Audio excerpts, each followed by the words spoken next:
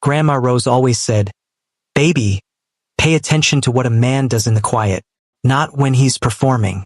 Not when the cameras are on. In the quiet. That's where his truth lives." Beatrice remembered those words the morning everything fell apart. It started with roses, 12 of them, deep red, still wrapped in the florist's cellophane, sitting in a crystal vase on the kitchen counter like something beautiful and unsuspecting. Beatrice saw them the moment she padded downstairs in her silk robe, coffee mug warming both palms, morning light pooling gold across the kitchen tiles. She stopped. She smiled.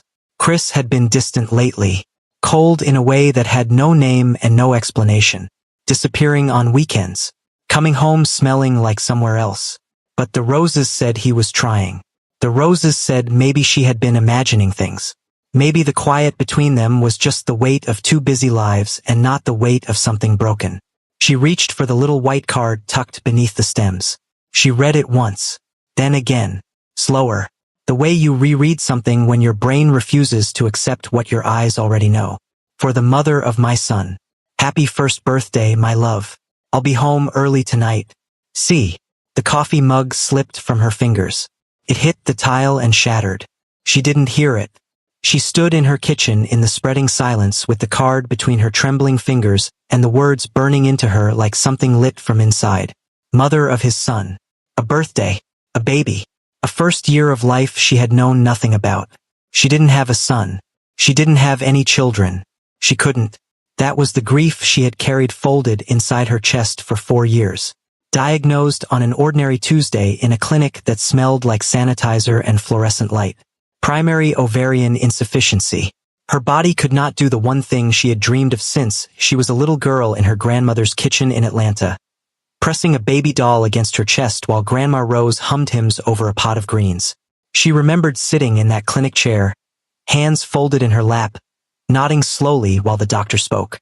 And Chris had been beside her, holding her hand, his face carefully arranged into something that looked like solidarity. And afterward, in the parking lot, he had turned to her with so much tenderness in his eyes and said, "You are not broken, B. You hear me? You are everything. We are going to be okay." She had believed him. She had spent 4 years believing him. She had gone through fertility treatments with needles in her stomach and hope in her throat and come home each time to Chris's arms when the results came back failed. She had apologized to him, actually apologized on her knees on the bathroom floor, for her body, for not being able to give him what he wanted. And he had held her face in his hands and said, "Stop. Don't you ever apologize for who you are. You are enough." Her phone buzzed on the counter. An anonymous number. A tagged photo. Sent with the cold precision of someone who had been waiting for exactly the right moment. She opened it. And there he was, Chris, her husband of 6 years, standing in front of a birthday cake blazing with one single candle. His face open and laughing and more relaxed than she had seen him look in years. His arm wrapped around a woman, Korean, beautiful, radiant in the way of someone who is deeply loved and knows it. And in his arms, pressed against his chest like the most precious thing in the world, a baby boy, chubby cheeks, bright eyes, Chris's jaw. The caption, "My whole world. 1 year of you, my love. Hashtag family, hashtag my baby, hashtag blessed." Flash. The phone hit the floor. Beatrice stood very still. No tears came. Not yet. Just a cold, spreading numbness that moved from her chest outward, shutting off every soft thing so she could remain on her feet. Her mind was very quiet and very loud at the same time. She thought about the clinic waiting rooms, the injections, the blood draws, the 4th failed treatment, when she had curled on the bathroom floor and sobbed until she couldn't breathe, and Chris had held her and stroked her hair and told her they would try again.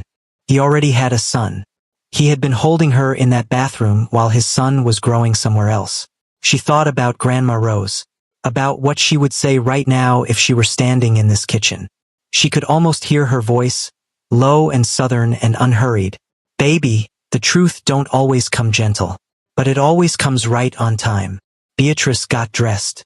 She drove. The address was in the tagged photo. A quiet, expensive neighborhood 40 minutes from the life she thought she had. She parked across the street and sat in her car and looked at the townhouse. Red tricycle on the porch, potted flowers in the window, wind chime above the door. All the small, loving details of a life built with intention. A life that had always existed alongside hers. The front door opened. The woman came out first. Young, soft-faced, carrying the baby boy on her hip. His little fist tangled in her hair, both of them laughing at something only they understood. Then Chris appeared. Loose, easy, sliding his phone into his pocket and wrapping an arm around her waist and pressing his lips first to the baby's head, then to the woman's temple. Beatrice felt the impact of it somewhere she had no name for. That ease, that openness. The version of Chris she had spent 6 years reaching for and never quite been able to hold. He had been saving it for someone else the entire time. She stepped out of the car. Her heels were steady. Her spine was straight. Her face was a closed door. She crossed the street and Chris saw her when she was 10 steps away. His face went the color of old paper. His arm fell from the woman's waist. B. How old is he? Not a question. Flat and certain. Beatrice, please, let me. How old is your son, Chris? He couldn't hold her eyes. 1 year. 1 year. She breathed that in. 1 year ago she had been in a clinic bed after her 4th failed treatment. And Chris had been sitting in the chair beside her, holding her hand, his face full of what she had believed was love. You held me on the floor, she said quietly. You watched me lose hope 4 times. You told me it wasn't my fault. Her voice didn't shake. It was worse than shaking. It was steady and final and certain. And you already had a son. Beatrice. You let me believe my body was the reason we were falling apart. She looked at him, really looked at him. For the last time. I spent 4 years believing I was broken. Chris. Because of you. She looked at the baby once. Beautiful boy. Innocent. Blameless entirely. Then she turned around. Walked back to her car. Got inside. Closed the door. She drove until the city blurred. She pulled over on a street she didn't recognize and pressed her forehead to the steering wheel and let the tears come. Not gently. Not quietly. The kind of tears that shake the whole body. The kind that come from the deepest, most private place inside a woman. The place she keeps the things she was too afraid to say out loud even to herself. She cried for the babies that never came. She cried for 4 years of apology. She cried for every morning she looked in the mirror and found herself lacking. And somewhere in the middle of all of it, she heard Grandma Rose's voice in her memory, warm and certain as sunlight. You cry it out, baby. Cry every drop. Because a woman who cries all her tears out has room to fill back up with something better. She didn't see the black SUV until it was 2 feet from her knees. She had gotten out of her car needing air, needing pavement beneath her feet, needing to be anywhere other than inside her own head. She was in Seoul's private business district. She had driven further than she realized. And the evening streets were busy with suited men and city noise. She stepped off the curb without looking. The SUV stopped hard. Tires against asphalt. A sharp, sudden halt. She didn't flinch. She just stood there in the middle of the road, tears dried on her cheeks, completely indifferent to the large black vehicle that had nearly just ended her. Because what could it take that hadn't already been taken today? The door opened. He stepped out, tall, Korean, dressed in a charcoal suit that sat on him like it had been sewn to the specific architecture of his frame. Dark hair swept back from a face that was all clean lines and quiet authority. Sharp jaw, dark eyes, the kind of face that looked like it had made 1,000 decisions and never once doubted any of them. He came around the front of the SUV toward her with slow, unhurried steps. The kind of walk that didn't need to announce itself. He stopped in front of her. His eyes moved over her face. Not rudely. Not the way men looked at women they wanted something from. Carefully. Like he was reading something he hadn't been given permission to read and was being deliberate about it anyway. You stepped into a moving vehicle, he said. His voice was low, even, Korean accented English, delivered with the easy calm of someone who was never in a hurry because the world tended to wait for him. Beatrice looked at him. I'm sorry. Are you hurt? She almost said no. Almost performed the fine she had been performing all day. But something in the directness of his gaze stopped her. It was the kind of gaze that made performance feel pointless. Not physically, she said. He was quiet for a moment. Then he said something she didn't expect. That kind of hurt is worse. She looked at him. He looked back. And for a few seconds, standing in the middle of a sole evening with traffic moving around them and the city loud and indifferent, something passed between two strangers that had no easy name. "Come out of the road," he said. She stepped onto the pavement. He walked beside her to the curb, not steering her, not holding her arm, just walking beside her at exactly her pace, and stopped. He reached into his jacket. A card. Plain black, a single number. He held it out. She looked at it, then at him. "What is this for?" she said. "In case tonight gets harder before it gets easier." She stared at him. He didn't elaborate, didn't perform, didn't smile the way men smiled at women they were trying to impress. He just held the card with the steady patience of someone who had already decided to offer it and was content to wait. She took it. He returned to his SUV. The door closed without a sound. The vehicle eased back into the evening traffic, smooth and unhurried, and was gone. Beatrice stood on the pavement, the black card between her fingers. She turned it over. One number, no name, and for 40 full seconds, she forgot about Chris entirely. She checked into a hotel. She could not go back to that house. Not to the roses still sitting on the counter. Not to the yellow nursery they had painted 2 years ago in a burst of hope before the third treatment failed. She sat on the hotel bed in the dark and didn't sleep. At 2 a.m., with Chris's unanswered messages piling up on her phone and the silence pressing against her like something physical, she opened a new message and typed the number from the black card. "Are you always this forward with women you almost run over?" She stared at it, almost deleted it, sent it. 3 minutes. Then only the ones brave enough to stand in traffic. She sat with that, typed. That wasn't bravery. That was distraction. A pause. Then, what distracted you? She looked at that question for a long time. Something I should have seen coming. His reply came slowly, thoughtfully, like he had actually considered it.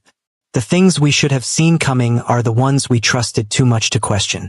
That is never the fault of the one who trusted. Beatrice read that sentence 3 times. She turned off the phone and lay in the dark and stared at the ceiling. And for the first time since that morning, the pain in her chest felt less like destruction and more like the very first breath after going under. She learned his name 4 days later from a colleague at work. Quan Ethan, CEO of KW Global Technology, Real Estate International Development. One of the most respected executives in South Korea. Meticulous, private, brilliant. Her colleague had said his name with the particular reverence people reserve for men who have built something genuinely impressive. Genuinely good man, people say. Not many of those at that level. Beatrice had sat with that quietly. She had exchanged 14 messages with him in 4 days. Not romantic messages. Not flirtatious ones. Observations. Questions. Occasionally something one of them said that made the other think for a long time before replying. He asked things like, "What does your morning look like when it's good?" And "What did you want to be when you were small?" And once, very late at night, "Do you think people can rebuild themselves from the middle? Not the beginning, not the end, just from wherever they are." She had replied, "I think they have to. Nobody gets to start over. You just start from here." He had not replied for 2 hours. Then, "I've been thinking about that answer since you sent it." She met him in person again on the 5th day. She was in a cafe near her office, the one with the corner window and the good light. Nursing a coffee she had no intention of finishing, staring at nothing, when a shadow crossed her table. She looked up. He stood there. No entourage. Just him. Dark coat, hands loose at his sides, looking down at her with those quiet, reading eyes. "You own this building too," she said. The corner of his mouth moved. Not quite a smile. Almost. "I do not own this one." A pause. "I just remembered you mentioned the street." She looked at him. He looked back without apology. She gestured at the chair across from her. He sat. He didn't rush to fill the silence. He ordered tea for himself and then, without fanfare, ordered food for both of them. She opened her mouth to object. He said, gently and without room for argument, "You haven't eaten properly today. You can't possibly know that." "You have the look," he said simply. She frowned. What look? The look of someone surviving on determination and caffeine and refusing to admit they need anything. He looked at her steadily. "I know that look. I wore it for 3 years after my company nearly collapsed. She paused. Your company nearly collapsed? 7 years ago. My father built the foundation. I nearly destroyed it trying to rebuild it my way too fast. A pause. He was quiet in the careful way of someone choosing which part of a truth to share.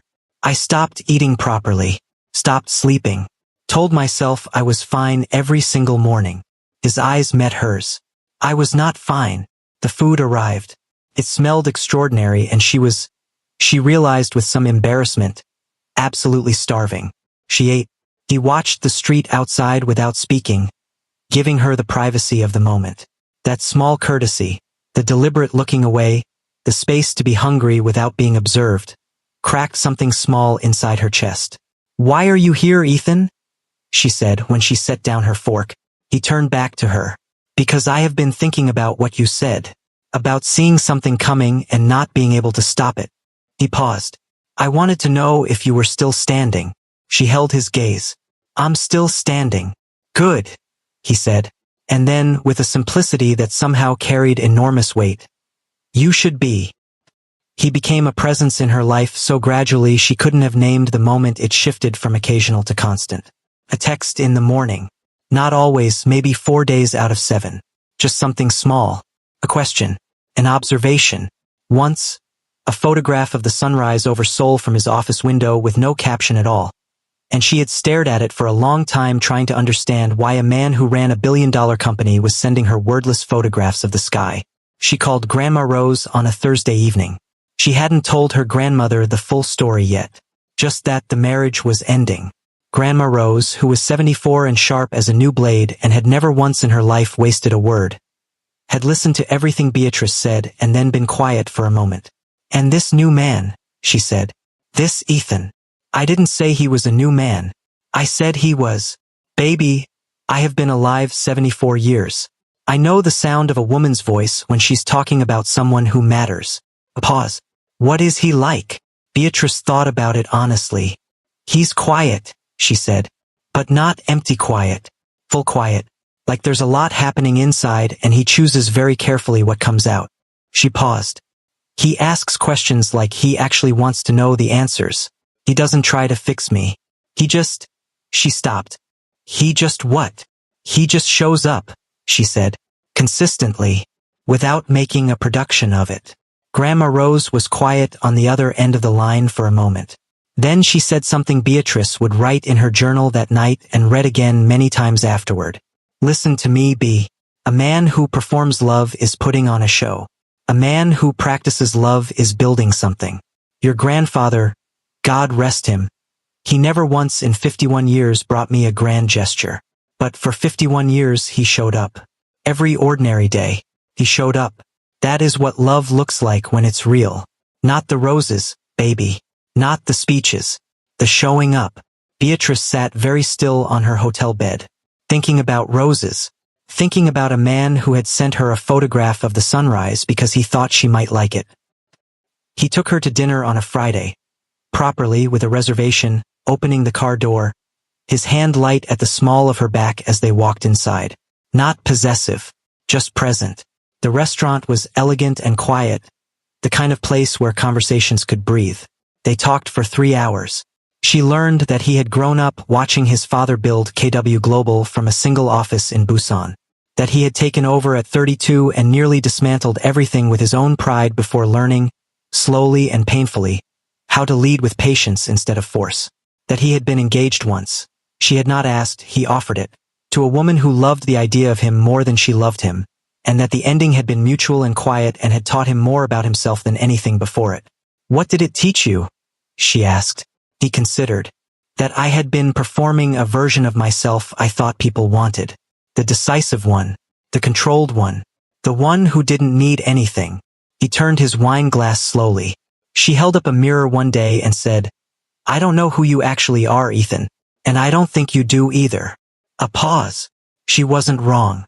Beatrice looked at him across the candlelight. Who are you actually? He met her eyes. A long, honest, undefended moment. A man who works too hard and feels more than he shows and wants very badly to build something that lasts. His voice was quiet. I am still figuring out the rest. She felt something in her chest shift, gently, like a door opening on well-oiled hinges. "That's the most honest thing anyone has ever said to me on a first dinner," she said. "Is this a first dinner? I'm choosing to count it as the first one that counts." He looked at her. That almost smile again, a little warmer this time. "Then I am glad I was honest." She told him about the diagnosis 6 weeks after they met. They were walking along the Han River after dinner. The city glittered on the water. The air was cool and carried the smell of the river and the distant warmth of street food vendors. They had been walking in comfortable silence, the kind that had stopped feeling like something to fill and started feeling like something to rest in. She didn't plan to tell him. Came out the way true things come out. Not because you opened the door, but because you finally stopped holding it shut. "Can I ask you something?" she said. "Always. When you look at me," she paused, searched for the words. "Do you see someone who is—" She stopped again. He slowed his walk, turned to look at her fully. "Tell me what you're actually asking." She exhaled. "Chris made me feel like the reason our marriage was broken was my body." She kept her eyes on the river. "I can't have children naturally. That's been true for 4 years. And for 4 years I genuinely believed that my infertility was why he pulled away. Why things got cold. Why he stopped choosing me." She paused. Finding out about his son didn't just feel like betrayal. Felt like confirmation. Like the story I'd been telling myself about being broken was finally proven true. Silence. The water moved. The city glittered. Ethan was quiet for long enough that she turned to look at him. He was watching her with an expression she had not seen from him before. Not pity. She would have closed up immediately at pity. Not sympathy either. Something more specific than either of those. The expression of a person who has just heard something that matters and is taking it seriously enough to find the right words instead of the fast ones. "My mother lost 3 pregnancies before she had me," he said. His voice was quiet. "The third one almost killed her. The doctors told her she should not try again." He paused. "She tried again. She had me at 41. He looked at Beatrice steadily. "She told me once that those years, the losses, the waiting, the grief, were the years she learned who she actually was. Not what she could produce. Not what her body could do. Who she was." Another pause. She said she would not trade that knowledge for anything. Beatrice felt her throat tighten. "Your body is not your value," Ethan said. Quietly. Directly. Without decoration. "It never was. A man who allowed you to believe otherwise was protecting his own guilt. Not telling you any truth about yourself." She pressed her lips together, looked back at the river. "Grandma Rose always told me," she said softly, "that a woman's worth is not in what she can give to others. It's in who she is when she has nothing left to give." She paused. "I believed her when I was young. Somewhere along the way Chris made me forget it." Ethan was quiet for a moment. Then, "What else did she say?" "Your grandmother."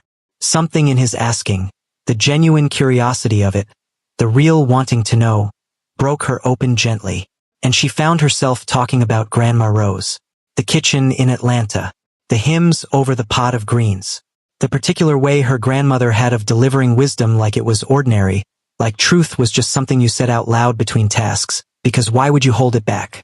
Ethan listened. He didn't interrupt. He didn't check his phone. He didn't offer parallel stories to center himself. He just listened, fully and completely, with his eyes on her face and his whole body turned toward her, the way people used to listen before the world got loud. When she finished, he said, "She sounds extraordinary. She's the reason I know what I'm worth," Beatrice said. "Even when I forget." He looked at her, soft and direct at the same time. "Then she gave you a great gift." They walked in silence for a while after that. Comfortable. Easy. 2 people who had stopped performing and started simply being. Without planning it, she reached out and linked her arm through his. He didn't react with surprise. He simply settled slightly, adjusted his pace to match hers more closely, and continued walking, as if she had always been there beside him, as if this was just where she belonged. Grandma Rose arrived on a Tuesday morning with 1 large suitcase, a Tupperware of homemade tea cakes wrapped in foil, and the serene confidence of a woman who had never once in her life been intimidated by anywhere she had arrived. Beatrice had finally found her own apartment, Clean, bright, with enough window light to feel like a fresh start. She had also, quietly and without announcement, filed her final divorce papers. That chapter was closed. Not with drama. With the simple, dignified finality of a woman who had decided her life was worth more than the space she had been occupying in someone else's. Grandma Rose walked through the apartment, touching things, looking out the window at Seoul below, and finally sat at the kitchen table with her hands folded and looked at her granddaughter. "You look different," she said. "Different how?" "Taller." She tilted her head. "Not in your shoes. In yourself." She studied Beatrice with those sharp, warm eyes that had always seen more than Beatrice intended to show. "It's that man, isn't it?" Beatrice sat down across from her. "He's just a friend, Grandma." Grandma Rose looked at her with the patient, unbothered expression of someone who had not lived 74 years to be told obvious lies by people she loved. "Baby," she said, "I have been praying for this man since before you even knew he existed." Beatrice blinked. "What?" "I prayed for the man who would see you." She unfolded her hands and reached across to cover Beatrice's. Her hands were warm and dry and felt like every safe place Beatrice had ever known. "Not see you and want something from you. Not see you and decide what you were worth based on what you could give him. See you. The whole of you. The wounds and the strength and the stubbornness and the love." She paused. "I prayed for a man who would look at my granddaughter and see exactly what I see." Beatrice's eyes filled. "And from what you have told me," Grandma Rose said gently, "I believe God sent him to you in the middle of a road." A tear rolled down Beatrice's cheek before she could stop it. Her grandmother smiled. Not triumphantly, warmly, the smile of a woman whose prayer had been answered. "Now," she said, releasing Beatrice's hands and reaching for her tea cakes. "When do I meet him?" She brought Ethan to the apartment for dinner that Saturday. He arrived with flowers, not roses, she noticed immediately, which she suspected was not accidental, and a bottle of wine and a quiet nervousness she had never seen from him before.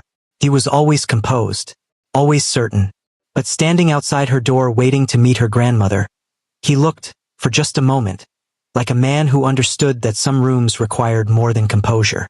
Grandma Rose looked him up and down from the moment he walked through the door, unhurried, thorough, with the frank, unself-conscious assessment of a grandmother who had earned the right to evaluate and would not be apologizing for it. Ethan looked back at her with respectful, steady eyes and said, "It is an honor to meet you, Mrs. Rose." Grandma Rose let 3 full seconds pass.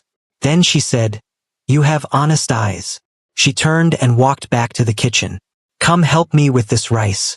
Beatrice stood in the doorway watching Ethan Kwan, CEO of KW Global, follow her 74-year-old grandmother into the kitchen and listen attentively as she taught him how she made her rice, and felt something move inside her chest that was enormous and warm and terrifying and beautiful all at once. During dinner, Grandma Rose said things that Ethan received with the seriousness they deserved. She said, "A strong woman doesn't need saving. She needs someone strong enough to stand beside her without feeling threatened by her light." She said, "My husband used to say, love is not a feeling you fall into. It's a choice you make every single morning when you wake up and decide this person is worth your best." And she looked directly at Ethan when she said, "My granddaughter has been told lies about herself by a small man. She may still be carrying some of those lies without knowing it. A man who loves her right will be patient with that. He won't rush her healing. He'll just keep showing her the truth until the lies don't have room to live anymore." The table was quiet after that. Ethan looked at Grandma Rose for a long moment. Then he said, with a directness and simplicity that made Beatrice's breath catch, "I intend to." Grandma Rose nodded once, like something had been confirmed. She reached for the tea cakes. "Good," she said. "Now eat." It happened on a quiet evening 3 months after they met. They were in his apartment.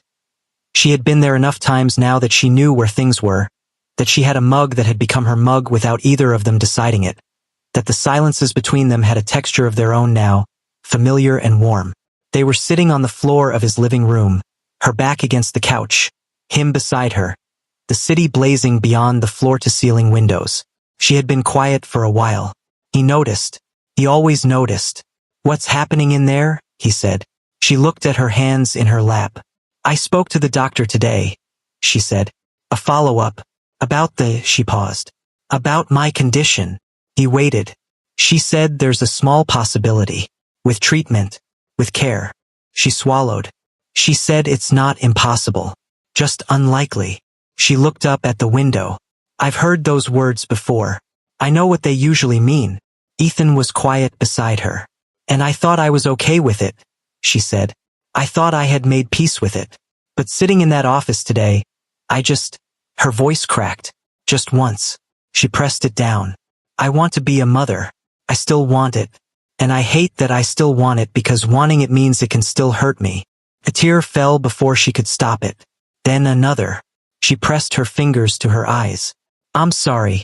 I don't know why I'm. Beatrice. His voice was low. Close. She felt him shift beside her. I'm fine, Look at me. She lowered her hands. Turned to face him. He was looking at her with those dark, steady eyes. And what she saw in them in that moment. Not pity, not discomfort, not the particular male panic of a man who doesn't know what to do with a woman's tears, was something so direct and so warm and so completely without condition that it almost undid her entirely. He reached out. His hand came to the side of her face, tilting it gently up to his. His thumb moved once across her cheekbone, wiping the tear with a tenderness so specific and deliberate that it felt like a language. Listen to me, he said. His voice was quiet, each word placed with care, like something he had been holding and was finally ready to give. You are not defined by what your body can or cannot do. You are not more or less worthy of love based on what you can produce. His eyes held hers. You are one of the most remarkable people I have ever known. Your warmth, your intelligence, your strength, the way you love people, fully, without holding back, even after someone used that love against you. His jaw tightened slightly. Chris was a man who did not have the capacity to deserve you, and because small men cannot admit their own insufficiency, he made you carry the blame for his failure. She was shaking slightly, trying to hold herself together. You are not broken, Beatrice. His voice was fierce and certain and soft all at the same time. You were never broken. Not for a single day. He paused. Let those words settle. Then, quietly, with everything behind them, he was just unworthy of you. She broke. Fully. Completely. The way she had not broken since that morning in the kitchen with the birthday card in her hand. She cried with her whole body, for the fertility clinic waiting rooms, for the 4 years of quiet apology, for the version of herself that had folded shame into her identity and worn it like it belonged there. Ethan pulled her into him. He wrapped both arms around her and held her, solid and warm and completely still, and let her cry every drop. He didn't try to quiet her, didn't rush her, didn't offer words to fill the space, just held her with the kind of steadiness that tells a person without saying anything. I am not going anywhere. You are safe. Let it out. When she finally stilled, her head on his chest, his hand moving slowly up her back, she heard his heartbeat. Steady. Unhurried. She thought about what Grandma Rose had said on the phone all those weeks ago. Not the roses, baby. The showing up. Ethan, she said quietly. Yes. I think I'm falling in love with you. His hand stilled on her back. Then, slowly, he pressed his lips to the top of her head. And she felt the words against her hair, low and certain and real. I know, he said, because I fell first. The nausea started on a Monday. She ignored it, put it down to stress, to the adjustment medication the doctor had started her on at their last appointment. A new protocol, gentle, low expectation, let's just see how your body responds. She had nodded and taken the prescription and filed it in the same part of herself where she filed Fragile Hope. The part with the padded walls. By Thursday, the nausea had not stopped. She bought the test at a pharmacy 3 streets from her apartment, carried it home in a paper bag, and sat on the bathroom floor for 11 minutes before she opened it. Grandma Rose had gone back to Atlanta 2 weeks earlier. Before she left, she had held Beatrice's face in her hands at the airport and said, I prayed for your children before I prayed for your husband. Baby, God is not done with your story yet. Beatrice had smiled and hugged her and not let herself believe it. She looked at the test. 2 lines. She looked again. 2 lines. She sat on the bathroom floor with her back against the wall and pressed the test against her chest and said nothing for a very long time. Just breathed. In and out. The apartment quiet around her. The city moving outside the window, indifferent and ordinary, and completely unaware that something impossible had just happened in a small bathroom on the 4th floor. Then she picked up her phone. She called Ethan. He answered on the 2nd ring. Beatrice. She opened her mouth. No words came. Beatrice. His voice shifted. Alert. Careful. What's wrong? Where are you? I'm home, she said. Her voice came out strange. Thin and full at the same time. I'm home and she stopped, pressed her lips together. Ethan. I need you to come over. I'm already in the car, he said. She heard the door close behind him. I'm coming. Talk to me. I'm okay, she said. I promise I'm okay. She looked at the test still pressed against her chest. 2 lines. 2 perfect, impossible lines. I need to show you something. He was at her door in 22 minutes. She opened it before he knocked. She was still in her pajamas, hair loose, bare feet on the tile, and she was holding the test in her hand. Ethan looked at her face first, then at the test. His eyes moved back to her face. She watched him understand. She watched the understanding move through him, through that composed, controlled, meticulous man, like a wave through still water. His eyes went wide, just slightly, just enough. His jaw worked once. His hand came up to cover his mouth. Beatrice. Her name from him in that moment was a completely different thing than it had ever been before. Raw, undone, reverent. 2 lines, she whispered. Ethan, it's 2 lines. He crossed the threshold. He took the test from her hand and looked at it and then looked at her, and his eyes were bright in a way she had never seen from him. This man who kept everything behind glass. This man who measured his words and controlled his expression and always held himself together. He was not holding himself together right now. He put his arms around her and pulled her into him, and she felt him exhale. A long, shaking, enormous exhale against the top of her head. Okay, he said. His voice was thick. Okay. She laughed. Not a small laugh. A full, bright, incredulous laugh that surprised even her. Bubbling up from somewhere so deep and so long closed that she hadn't known it was still there. She laughed and then she cried and then she laughed again, and he held her through all of it, his hand on the back of her head, his chest shaking with something that sounded like it might also be a laugh and might also be a sob. She called Grandma Rose that night. Her grandmother listened to everything. When Beatrice finished, there was a silence on the line. Then the sound of someone setting something down. Then Grandma Rose's voice, different from usual, lower, softer, full of a private, grateful quiet. I told you, baby, she said. I told you God was not done with your story. The ultrasound was at 8 weeks. Beatrice lay on the table with Ethan's hand in hers, holding it the way she had needed someone to hold her hand in so many clinical rooms before this one. The technician moved the wand. The screen flickered. Then the technician went still. Then she smiled. Mrs. Kwan, she said, looking at the screen with the particular expression of someone delivering news that never got old. Do you see these 2 here? Beatrice squinted at the screen. 2 small shapes. 2 flickering heartbeats. Rapid and strong and absolutely real. Twins, the technician said. The word hit the room like a bell. Beatrice turned to look at Ethan. He was staring at the screen. His jaw was tight. His eyes were very bright. His hand gripped hers so carefully it was almost not a grip at all. More like a held breath.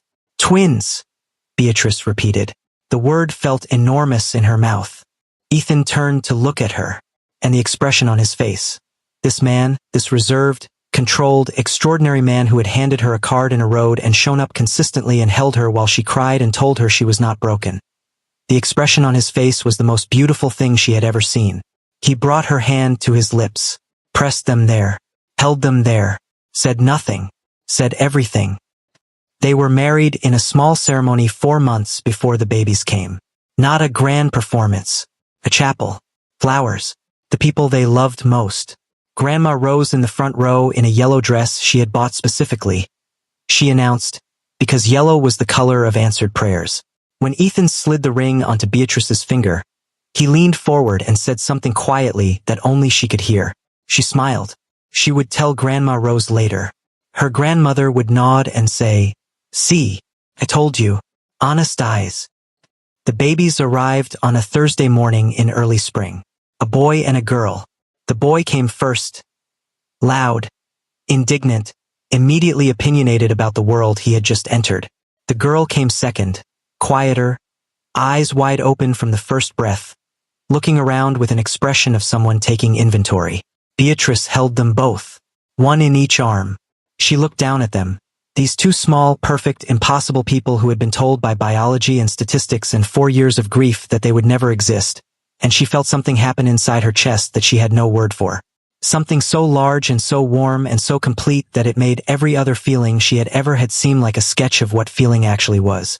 She thought about the kitchen with the roses, the birthday card, the floor she had sobbed on, the clinic rooms, the 4 years of apology. She thought about a road in the evening, a black SUV, a man with honest eyes who said, "That kind of hurt is worse." She thought about Grandma Rose's voice, "Not the roses, baby, the showing up." She thought about a bathroom floor and 2 lines and a laugh that came from so deep inside her she hadn't known it was still there. She looked up. Ethan was standing beside the bed, looking at his children with an expression of absolute, unguarded wonder. The composed, meticulous, quietly extraordinary man completely undone by 2 small people who had not yet done a single thing except arrive. He looked at her. She looked at him. "Hi," she said. He sat on the edge of the bed, leaned forward and pressed his forehead to hers. His hand came to rest on the blanket over both babies. "Hi," he said back. His voice was thick, unsteady in the best possible way. They stayed like that for a moment, foreheads together, babies between them, the room warm and quiet and smelling like the beginning of everything. Then Beatrice turned her face slightly and pressed her lips to his cheek. "Thank you," she whispered. He turned to look at her. For what? She thought about it. For showing up. For the sunrise photograph. For dinner for 3 hours. For not rushing her. For your grandmother's voice in a kitchen. For honest eyes. For the words that set her free on a floor in the middle of the night. For seeing me, she said. His hand tightened gently on the blanket. Always, he said. From the very first second. 3 days later, Grandma Rose sat in the hospital room chair with the baby girl asleep on her chest, rocking very gently, humming something low and southern and warm. The boy was in the bassinet, temporarily satisfied with the world. Beatrice watched her grandmother from the bed, exhausted and radiant and more herself than she had ever been. "What are you humming?" she asked. Grandma Rose smiled without opening her eyes. "Same thing I hummed over you when you were this size." She paused. "And the same thing I hummed when I was praying for the day that came." Beatrice was quiet for a moment. "Grandma," she said softly, "what do I teach her? When she's old enough, what do I tell her about herself?" Grandma Rose opened her eyes then, looked at her granddaughter. This woman she had watched survive and grieve and rebuild and bloom, with those warm, sharp, 74-year-old eyes that had never once in their life looked at Beatrice and seen anything less than extraordinary. "You tell her," she said, "exactly what I told you." She looked down at the baby girl sleeping on her chest, touched her tiny face with one gentle finger. "You tell her her worth is not in what she can give. It's in who she is." A pause. "You tell her to pay attention to what a man does in the quiet. Not when he's performing. In the quiet." Another pause. "And you tell her that if she ever finds herself in a season of grief over something her body can or cannot do, if anyone ever makes her feel like her value lives in what she can produce." Her voice was steady and certain and full. "You tell her she is not broken." She looked up at Beatrice. He was just unworthy. The room was quiet. Outside the window, soul moved and breathed and continued, vast and indifferent and beautiful, completely unaware that in a small hospital room on the 5th floor, a woman who had been told she would never hold a child was holding 2. That a woman who had spent 4 years believing she was broken had discovered she was whole. That love, when it is real, when it is chosen every ordinary morning, when it shows up without performance, when it sees you fully and holds you steadily and tells you the truth about yourself until the lies don't have room to live anymore, love like that can heal things that medicine could not. Grandma Rose began to hum again. The baby girl slept on. And Beatrice, holding her son and watching her grandmother hold her daughter and knowing that Ethan was just down the hall getting terrible hospital coffee and would be back in 4 minutes because he was always back. Beatrice closed her eyes and felt, for the first time in longer than she could remember, the full, enormous, unguarded weight of being happy. Completely, thoroughly, finally, happy. A woman who knows her own worth does not beg to be chosen. She simply becomes so whole within herself that the right person cannot help but find her. Grandma Rose. And that, my beautiful besties, is where Beatrice's story ends. Not in a clinic waiting room, not on a bathroom floor, not in the shadow of a man who let her believe she was broken, but with a baby in each arm. A man beside her who saw her, fully, completely, without condition, from the very first second. And a grandmother's prayer finally, gloriously answered. If the story touched your heart today, if you saw yourself in Beatrice, if you have ever been made to feel like you're worth lives in what your body can or cannot do, if you have ever loved someone who was building a secret life behind your back while you were busy apologizing for your own existence, this comment section is yours. Tell me your story. Tell me what line hit you the hardest. Tell me if you have a Grandma Rose in your life, that one woman who always spoke truth over you when the world was telling you lies. Because I read every single comment. Every one. And if nobody has said it to you today, let me be the one to say it right now. You are not broken. You never were. He was just unworthy. Now do something for me. Share this story with one woman who needs to hear it today. Just one.